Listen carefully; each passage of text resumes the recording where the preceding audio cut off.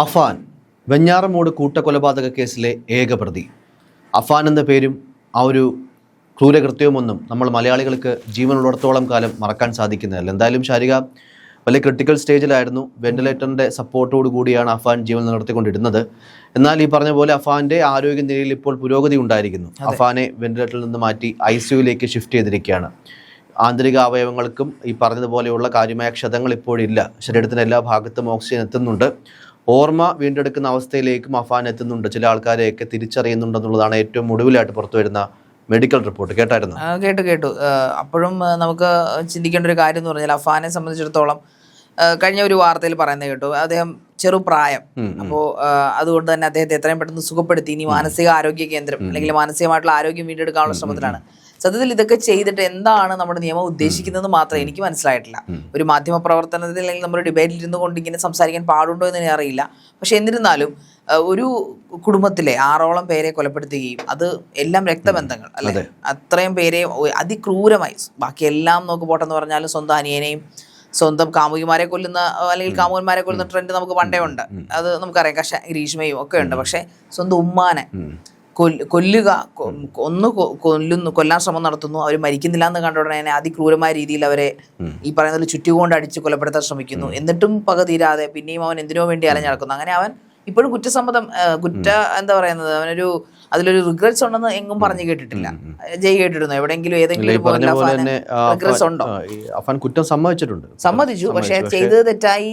അങ്ങനെ ഒരു വലിയൊരു പശ്ചാത്താപത്തിന്റെ ഒരു രീതിയിലൊന്നും അഫാന്റെ സംസാരങ്ങൾ വന്നിട്ടില്ല. മൊഴി കൊടുത്തായിട്ട് നമുക്കറിയില്ല. ഇനി ഇവനൊരു ആത്മഹത്യാ പ്രവണത ഉണ്ടെന്ന് പറയുന്നു. ഇവൻ ഇതിനു മുമ്പ്, അതായത് ഈ 5 പേര് ഇതിനു മുമ്പ് ഒരിക്കലും അവൻ ചെയ്തിട്ടില്ലല്ലോ. ഈ പറയുന്ന പോലെ ഇത്രയും പേരെ കൊന്നതിന് ശേഷം 6 പേരെയല്ലേ കൊന്നത്. 6 പേരെ കൊന്നതിന് ശേഷം 6 പേരെ കൊല്ലുന്നു. ഈ പറഞ്ഞ കണക്ക് തന്നെ ഉമ്മയെ മൃതപ്രായമാക്കുന്നു. ആരോഗ്യ സ്ഥിതി വീണ്ടെടുക്കുന്ന ഇപ്പോഴാണ് ഉമ്മ. അതെ. അപ്പൊ ഇത്രയും പേരെ കൊല്ലുന്നു. ഇത്രയും പേരെ കൊന്നതിന് ശേഷവും അവൻ ആത്മഹത്യക്ക് ശ്രമിക്കുന്നു. പക്ഷെ അവൻ മരിക്കുന്നില്ല.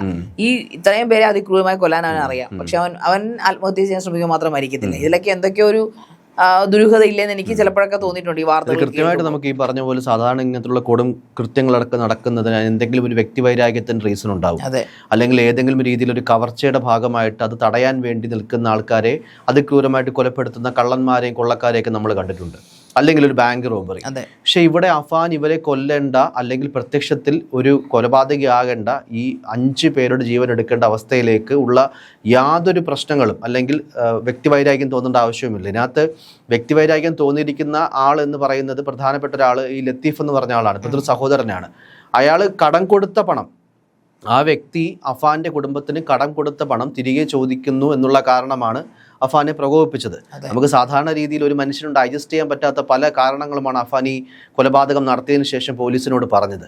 ഈ പറഞ്ഞ പോലെ തന്നെ ഫർസാനെയും അതേപോലെ തന്നെ എപ്പോഴും ഒപ്പം കൊണ്ടു നടന്നിരുന്ന, എവിടെ പോയി കഴിഞ്ഞാലും തോളത്ത് കൈയിട്ട് ഒപ്പം കൂട്ടിയിരുന്ന കുഞ്ഞനുജനായിട്ടുള്ള അക്സാനെയും ഒക്കെ കൊലപ്പെടുത്തിയുള്ള കാരണമായിട്ട് പറഞ്ഞത്, ഇനി ഞാനില്ലാതെ അവർക്ക് മുന്നോട്ട് ജീവിക്കാൻ പറ്റത്തില്ല, എല്ലാ ആവശ്യത്തിനും ഞാൻ ഉണ്ടായിരുന്നു, അതുകൊണ്ട് ഞാനില്ലെങ്കിൽ അവർക്ക് വേറെ ആരും ഡിപ്പെൻഡ് ചെയ്ത് മുന്നോട്ട് പോകാൻ സാധിക്കില്ല.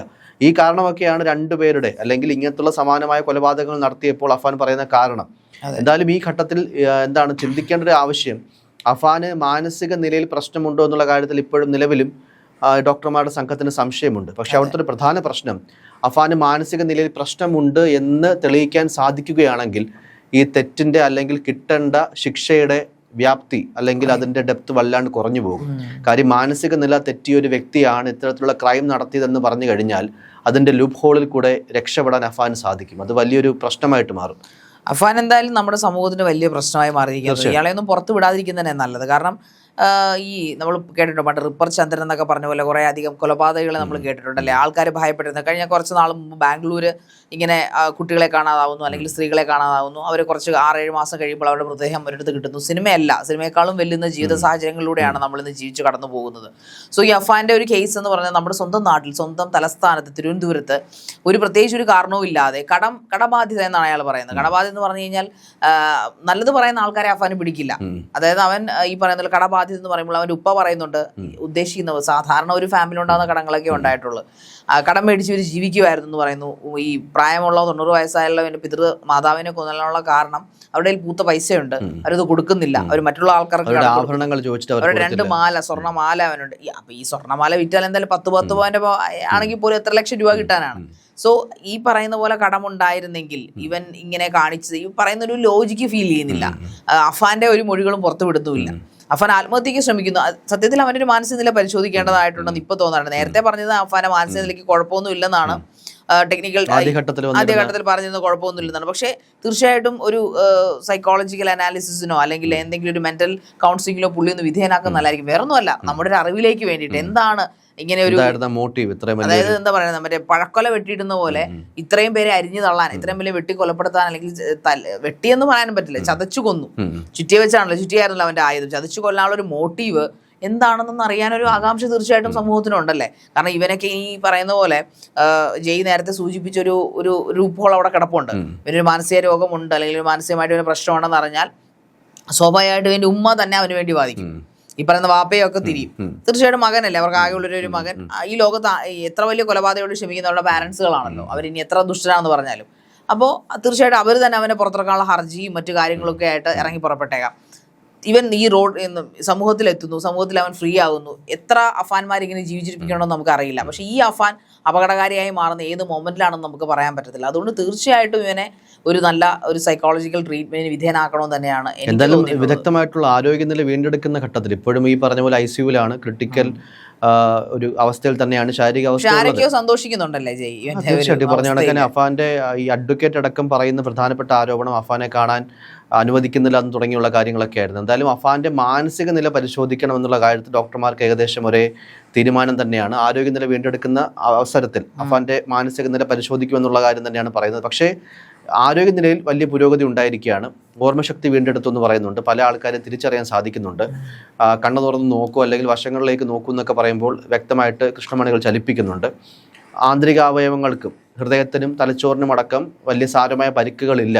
അഫാൻ ആരോഗ്യനില വീണ്ടെടുക്കും എന്നുള്ള സൂചനകളാണ് ശരീരം നൽകുന്നത് എന്നുള്ളതാണ് ഡോക്ടർമാരുടെ സംഘം പറയുന്നത്. എന്തായാലും ഈ പറഞ്ഞ പോലെ കേസ് അതിൻ്റെ പുരോഗതിയിലാണ്. ഈ കേസിൽ 3 കേസുകളാണ്. നിലവിൽ 5 പേരെയാണ് അഫാൻ കൊലപ്പെടുത്തുന്നത്. ഈ പിതൃമാതാവായിട്ടുള്ള സൽമ ബീവി, പിതൃ സഹോദരനായിട്ടുള്ള ലത്തീഫ്, അദ്ദേഹത്തിൻ്റെ ഭാര്യ ഷാഹിദ അല്ലെങ്കിൽ സജിദ എന്ന് പറയുന്ന വ്യക്തി, അതേപോലെ പെൺസുഹൃത്തായിരുന്ന ഫർസാന, അനുജനായിട്ടുള്ള അക്സാൻ, അതേപോലെ തന്നെ ഉമ്മയെ കൊലപ്പെടുത്താൻ ശ്രമിക്കുന്നു. ഉമ്മ ഏകദേശം 3 മാസത്തോളം കഴിഞ്ഞാണ് ഏകദേശം സാധാരണ ആരോഗ്യനില വീണ്ടെടുത്ത് ഇപ്പോൾ ജീവിതത്തിലേക്ക് മടങ്ങി വരുന്നു. ഉമ്മ ഷെമി, ഇവർക്കെതിരെയുള്ള 5 കൊലപാതകങ്ങളും 1 കൊലപാതക ശ്രമമാണ് അഫാനെതിരെ ഉള്ളത്.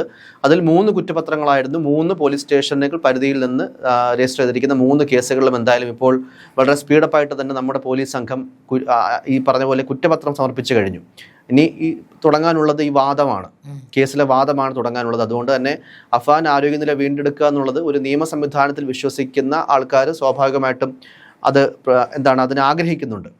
ഞാനും അത് ആഗ്രഹിക്കുന്നുണ്ട്. കാരണം ഈ പറഞ്ഞ പോലെ തന്നെ പക്ഷെ അതൊരു പ്രിൻസിപ്പൽ ഇത് തന്നെ ആയിരിക്കണം. കൊടുക്കുന്ന ശിക്ഷ പരമാവധി ശിക്ഷ തന്നെ ആയിരിക്കണം. വധശിക്ഷയിൽ കുറഞ്ഞതൊന്നും അഫാന് ലഭിക്കാൻ പാടില്ല എന്നുള്ളതാണ് വ്യക്തിപരമായിട്ട് എല്ലാ മലയാളികളുടെയും ആഗ്രഹം. ഒരുപക്ഷെ വൈകാരികമായിട്ട് നമ്മൾ പല ആൾക്കാരും ചിന്തിക്കുന്നുണ്ട് അഫാൻ കോമയിലേക്ക് പോകണം, അല്ലെങ്കിൽ അഫാൻ നരകിപ്പിച്ച് കൊന്ന ആൾക്കാർ അനുഭവിച്ച നരകവേദന, നരകയാതന അഫാൻ അനുവദിക്കണം, അല്ലെങ്കിൽ അഫാൻ അനുഭവിക്കണം എന്നാഗ്രഹിക്കുന്നവരാണ് മലയാളികൾ എല്ലാവരും. അല്ലെങ്കിൽ ഈ പറഞ്ഞ പോലെ നിയമത്തിൻ്റെ ആനുകൂല്യം പറ്റി ഇനിയൊരു ഗോവിന്ദചാമിയായിട്ടോ അല്ലെങ്കിൽ ഈ പറഞ്ഞ കണക്ക് സുഖലോലുപനായിട്ട് നമ്മുടെ തന്നെ നികുതി പണം കൊടുത്ത് അഫാന് തീറ്റിപ്പോറ്റുന്നതിൽ ഒരാൾക്കും വ്യക്തിപരമായിട്ട് നമുക്ക് ആർക്കും അതിൽ ഒരു അഭിപ്രായമില്ല, അതിൽ നല്ല അഭിപ്രായമില്ല. അതുകൊണ്ട് തന്നെ ശിക്ഷ ലഭിക്കുകയാണെങ്കിൽ പരമാവധി അതിന് ചെയ്യേണ്ട കാര്യങ്ങൾ നമ്മുടെ നിയമ സംവിധാനങ്ങളിൽ അല്ലെങ്കിൽ നിയമവ്യവസ്ഥയിൽ അനുശാസിക്കുന്ന ഏറ്റവും വലിയ ക്യാപിറ്റൽ പണിഷ്മെൻ്റ് ആയിട്ടുള്ള വധശിക്ഷ അഫാന് കിട്ടണമെങ്കിൽ പരമാവധി തെളിവുകൾ അഫാനെതിരെ കളക്ട് ചെയ്യുക എന്നുള്ള കാര്യമാണ് പോലീസ് ചെയ്യേണ്ട കാര്യം. എന്തായാലും അതിൽ അഫാനെ വധശിക്ഷ കിട്ടി ആരോഗ്യനില വീണ്ടെടുത്ത് മുന്നോട്ട് വരികയാണെന്നുള്ളതാണ് ഏറ്റവും ഒടുവിലായിട്ട് അഫാനെ ചുറ്റിപ്പറ്റി നമുക്ക് ലഭിക്കുന്ന അപ്ഡേറ്റുകൾ. അതുകൊണ്ട് ആരോഗ്യനില വീണ്ടെടുത്ത് സാധാരണ ജീവിതത്തിലേക്ക് അഫാൻ മടങ്ങി വരികയാണെങ്കിൽ പിന്നെ മലയാളികൾ അല്ലെങ്കിൽ നമ്മൾ ഏവരും കാത്തിരിക്കുന്ന, അറിയാൻ ആഗ്രഹിക്കുന്ന ഒരു കാര്യം അല്ലെങ്കിൽ കേൾക്കാൻ ആഗ്രഹിക്കുന്ന ഒരു വാർത്ത അഫാൻ വധശിക്ഷ കിട്ടി എന്നുള്ളത് തന്നെയാണ്. എന്തായാലും കേസിന് നടപടികൾ മുന്നോട്ട് പോവുകയാണ്. എല്ലാ കുറ്റപത്രങ്ങളും സമർപ്പിച്ചു കഴിഞ്ഞു. അഫാൻ ആരോഗ്യനില വീണ്ടെടുത്ത് തിരികെ വരികയാണെങ്കിൽ എത്രയും പെട്ടെന്ന് തന്നെ വാദപ്രതിവാദങ്ങൾ കേസിൽ പൂർത്തിയാക്കി അഫാനെ ലഭിക്കേണ്ട പരമാവധി ശിക്ഷ തന്നെ കേസിൽ അഫാൻ ലഭിക്കട്ടെ എന്നുള്ളതാണ് നമ്മളുടെ ഏവരുടെയും ആഗ്രഹം.